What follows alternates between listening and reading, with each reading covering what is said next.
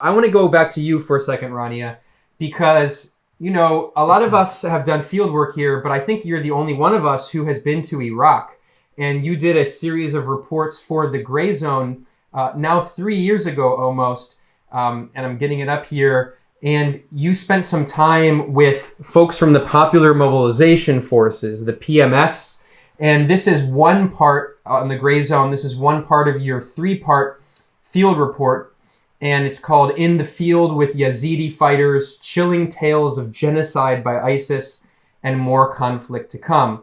And you talk about the PMFs, and this is not really well understood in the U.S. The U.S. invaded Iraq in 2003 in this illegal war of aggression. The U.S., under its de-Baathification policy, appointed Paul Bremer, a man who had no experience in Iraq, didn't speak a word of Arabic, who now is basically the unelected monarch of Iraq. And he has this policy of de-Baathification where the U.S. dismantles the Iraqi military, which was the largest state institution and also was a multi-sectarian institution that brought together not just Sunni and Shia being the majority, but also brought together folks from other ethnic minority groups. And the PMF forces were a response to, with this crisis and the rise of ISIS, folks in Iraq organized different militias that had links to the government, the Popular Mobilization Forces, the Hashd al-Sha'bi, which became the forces that helped lead the spear of the fight against ISIS. And the U.S. just killed an important leader of the PMFs. And in your article, Rania, this is back from 2017, you interviewed some fighters from a Yazidi PMF who were fighting against ISIS. And this is, again, these PMF forces are backed by the Iraqi government. And in your article, there's an incredible quote from this Yazidi fighter who says, quote, "The Americans and the governments around the world didn't do anything. They just watched the massacres happen. Our gratitude goes to the PMF and Abu Mahdi al-Muhandis, Iraqi military commander of the PMF. This is the Iraqi military leader who the U.S. just murdered." So Rania, can you talk about, who is Muhandis? What were the PMFs? What was your experience in Iraq? And also, what does this mean to Iraqis? Because again, this is a war hero who helped break the back of ISIS when it was carrying out genocide in their country. So Qasem Soleimani got the majority of the attention because he was a bigger deal in terms of, being a revered figure in the fight against ISIS, but not just against ISIS in general. He really, the only way to describe him is it's like he's got celebrity status. He's like the captain or like the Captain America. I don't know how else to say it. It's just there's no equivalent. People keep describing it as if you had killed the vice president of America, but it's actually bigger than that in terms of his role in Iran and the region. And Abu Mahdi, al-Muhandis comes close to Qasem Soleimani, but he's been kind of overshadowed. I also don't think that he was actually targeted. It seems that the target was Qasem Soleimani, and they happened to be together. So they got 2 for 1, although I'm sure they're happy because they felt the same way in terms of seeing Abu Mahdi as like an adversary. But yeah, it's important what you pointed out. And I had actually, until you pointed out earlier today, forgotten, Ben, about that article. But I embedded with the Yazidi PMF because the PMF, while it was majority Shia, because Iraq is majority Shia, had Sunni units, had Yazidi units. And so I embedded with the Yazidi unit, and this was a special unit because the Yazidis had actually faced genocide by ISIS. We all watched it unfold. They were stuck on this mountain in Sinjar. And when I talked to these people, there were many people who had actually left the PKK to join the Yazidi PMF because they felt that that was their best chance to fight ISIS because the PMF was the most organized. Like you said, the PMF formed in the aftermath of ISIS taking over large swaths of Iraq. And it formed as what it's called Popular Mobilization Forces, got together, different militias got together to organize to fight Iraq. They received a lot of help and weapons and training from Iran. Why? Because Iran is their next door neighbor. And Iran also faced existential nightmare from ISIS. Iran didn't want ISIS coming anywhere near it because that was like the jewel for ISIS, was to eventually make it to Tehran and kill all the Shias there. So that was the formation of the PMF. The U.S. always saw them as a threat. Since their inception, they were referred to repeatedly as Shia militias, Iranian-backed Shia militias, over and over and over, to the point where I think a lot of Americans who read the news actually think the PMF is Iranians and not Iraqis. Talk more about that for a second, because in every single media outlet on the PMFs, they're frequently referred to as Iranian-backed Shia militias. But as you just pointed out, yes, they are supported by Iran, but these are also para-state institutions that are backed by the Iraqi military, and the Iraqi military relied on them to defeat ISIS in much in the same way that the Lebanese military, the Lebanese government relied on Hezbollah in order to defeat ISIS. Exactly. And again, like it's interesting to me because, you know, when you see the term Iranian backed, it's not incorrect. They are backed by Iran in terms of the training they receive, in terms of the weapons they receive, in terms of the food they receive. I mean, when I was embedded with the Yazidi unit, they had food. A lot of it was from Iran, like products from Iran. And there was even an article once in the New York Times about how Iran is like doing malign activity by flooding the PMF in Iraq with its products. Iran is Iraq's neighbor. Just like the U.S. has a relationship with Canada or even Mexico, Iran has every right to have a relationship with its neighbor, including one that's based on mutual interests militarily. There's nothing wrong with that, but Wait, of Rania, course somehow we're supposed Iran to believe has more of the right to intervene, not the country that's 7,000 miles away. No, I'm not even saying intervene. I'm not even using the term intervene here. I'm saying to have a relationship. No, I was and just it's pointing stunning out that to me it's so interesting where the U.S., which is 7,000 miles away, always lectures Iran for having a relationship with the country next door. That is, I believe Iran has more of a right to have a relationship with Iraq in any logical world than the U.S. does, which is on the other side of the world, and also has nothing in common with Iraq. Not in terms of culture or in terms of geography. You're right, exactly. That's the point I was trying to make there. But as for the PMF and what happened with the killing of these two high-level military leaders who are revered figures in the region. I'm talking millions and millions of people from Iran, from Iraq, from Syria, from Lebanon, especially Shias, see these figures as like superheroes. And rightly so in their case, because in their case, they see them as people who saved them from a fascistic, Nazi-like organization in the Middle East that tried to take over the region. And thanks in large part, they succeeded in many ways. The ISIS did, thanks in large part because of U.S. policy. So it's really, I mean, you know, it's really painful even for me to watch Democratic and Republican leaders and officials and pundits on TV repeatedly refer to these people as monsters and murderers. And speaking, by the way, of the, you know, murderers that Qasem Soleimani is credited with carrying out against Americans. I mean, it's really important for people to understand he didn't actually kill anybody himself. First of all, it's not like he came to the U.S. and shot up a school, which is the impression you get from the way they're talking about it in the media. This guy trained, you know, he was asked by Iraqis who were fighting an illegal American occupation and invasion to, you know, for help in an existential crisis.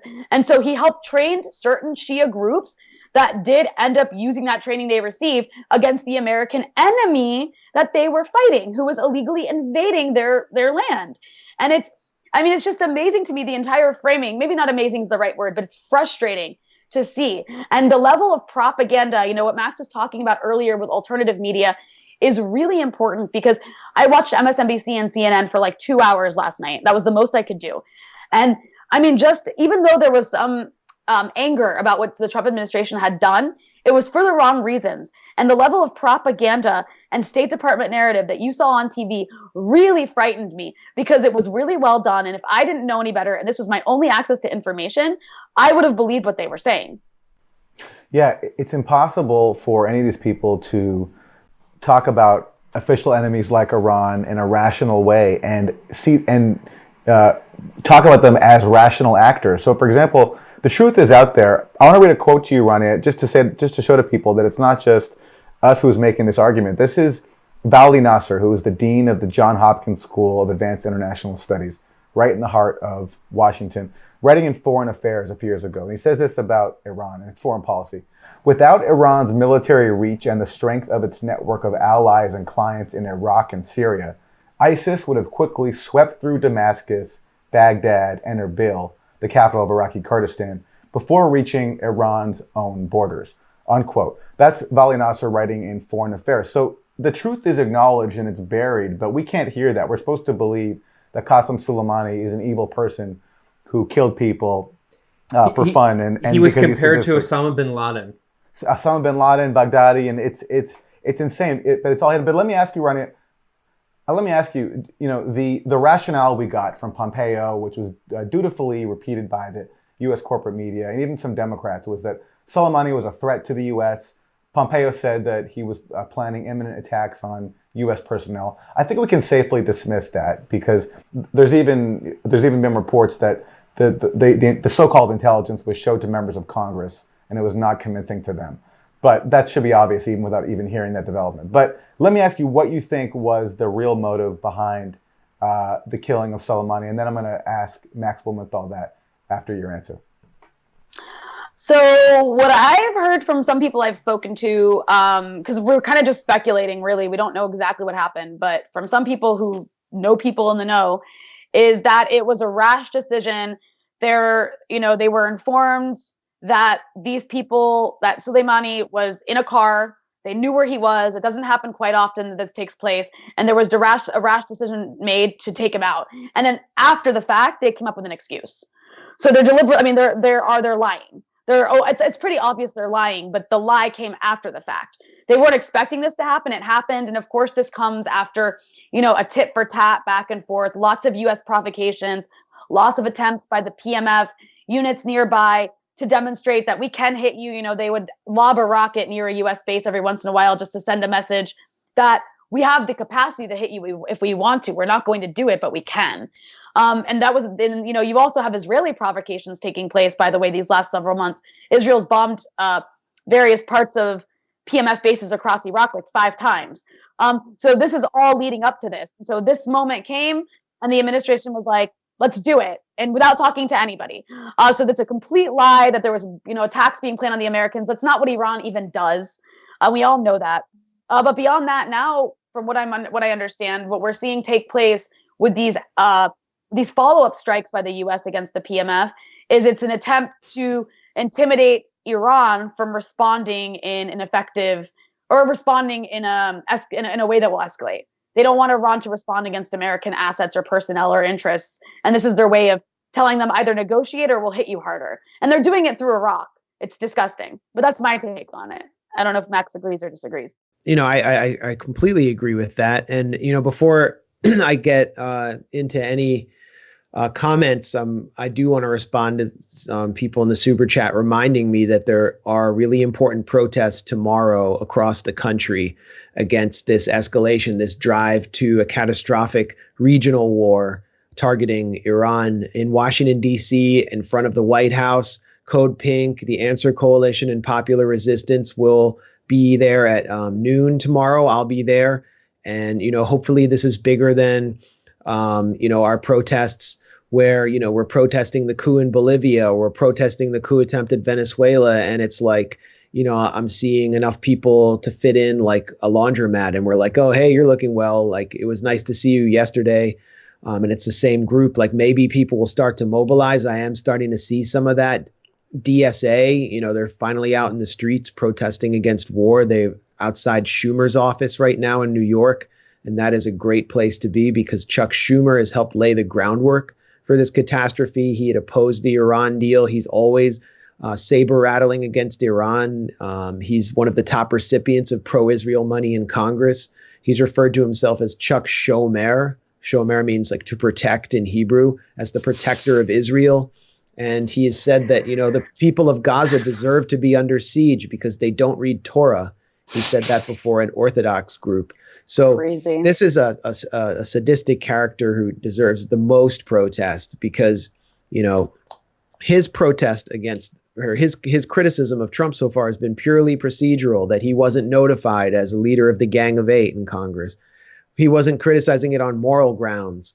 And there is something deeply immoral. And, let's say you're not an anti-imperialist. Let's say you're just purely a realist and you're looking at this purely from the perspective of American national security. Well, what just took place was the U.S. took out the single most effective fighter against one of the most genocidal, fascistic, dangerous forces ever created in ISIS. And that's really why I think he was targeted.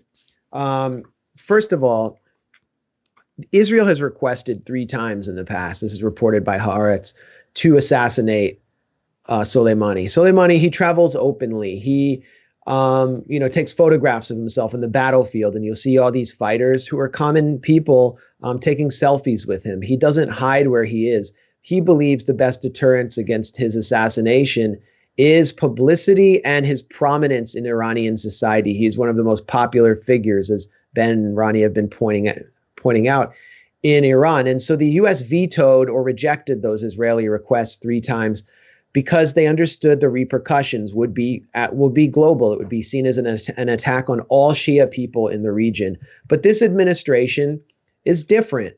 This administration, like every other administration, has come under heavy influence from the Israel lobby, as well as the axis of extremism that runs from Riyadh through the United Arab Emirates.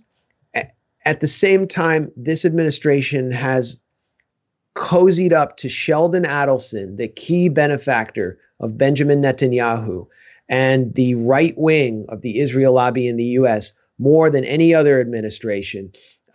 Trump cut a kind of Faustian bargain with Adelson in the 2016 campaign to embrace him, to move the U.S. embassy to Jerusalem, to move it, to put Israel in a position where it can start annexing the West Bank. And in exchange, Adelson wouldn't, participate in the primaries against Trump. And now here we are with Trump giving Israel all it wanted. And the key figure here who benefits is Benjamin Netanyahu. It's Netanyahu who went before AIPAC and said that the U.S. must bomb Iran's nuclear facilities because they're just like Auschwitz's gas chambers. That was the kind of sick, cynical language he used. And his Mossad chief at the time, Meir Dagan, actually went on 60 Minutes and told Leslie Stahl that he does want an attack on Iran, but he wants Israel he wants the United States military to do it for Israel. So Israel's been consistently trying to change the facts on the ground and use its cutouts in Washington to shape this reality. And you have a figure in Trump who's so intellectually lazy. He makes George W. Bush look like Carl Sagan. I mean, you can imagine him, if he authorized this strike at all, getting word of it while he's watching Fox News and stuffing a Happy Meal in his face. And he says, okay, yeah, kill the bad terrorist, whatever, without understanding the gravity of what it means to kill Qasem Soleimani and any of these figures who are being targeted. And so now he's opened the floodgates. It's a very dangerous scenario, but it's also consistent with U.S. policy that has emboldened, empowered, and fueled the rise of ISIS. That's the subject of my book, and I just want to read one quote from the epigraph by Donald Trump. Good self-promotion here. Yeah, well, that's what this is all about, isn't it? No, it's not, but it is. I mean, I work with Max, so clearly I'm biased, but I have to say, The Management of Savagery is one of the most incredible books I've ever read. I mean, it's like a textbook of empire. Well, thanks. I mean, I put everything I knew into it at a time when I thought the West, people in the West needed to understand how cynical the empire was, and that we've actually put weapons in the hands of the organization that killed over 3,000 Americans on 9/11. And so Donald Trump appears in the epigraph of my book, and he declares, "We underscore that states that sponsor terrorism risk falling victim to the evil they promote." He said that on June 6, 2017. And, that's a quote that, it has ironic undertones. It could apply to the United States, and it has. Well, don't forget, he said that when ISIS attacked Iran. Exactly. So Trump was referring to Iran, and ISIS cell had burst into Iran's parliament, a democratic institution, something that Saudi Arabia doesn't have, and murdered parliamentarians and workers. And Donald Trump endorsed the attack. He endorsed the attack with that quote. And now Donald Trump and the United States, this is kind of a bipartisan policy, is protecting Idlib, which is a region or a province in northwestern Syria, which is home to the largest grouping of an al-Qaeda affiliate since 9/11. They're protecting it from Syria and Russia. And that is where Abu Bakr al-Baghdadi, the self-proclaimed caliph of ISIS, killed. So we're still continuing, we, the United States, still continuing to cozy up to this axis of extremism from Israel to Saudi Arabia to UAE and protect and embolden ISIS. And that's what Soleimani's assassination really represents. And that is, I think, the most elemental, basic, important fact that the American public needs to understand.